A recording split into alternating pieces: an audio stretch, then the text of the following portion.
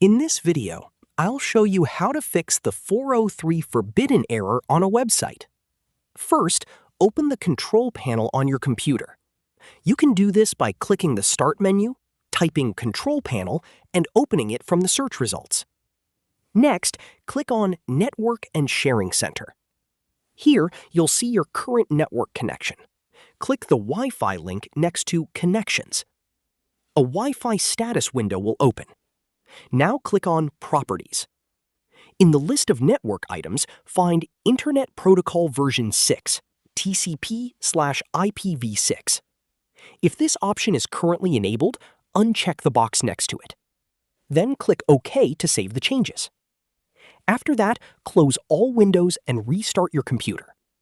Once your PC has restarted, open Google Chrome and try visiting the website again. That's it. This is how you can fix the 403 forbidden error using network settings in Windows. If you found this video helpful, don't forget to like the video, subscribe to our channel, and press the bell icon for more tutorials. Thanks for watching.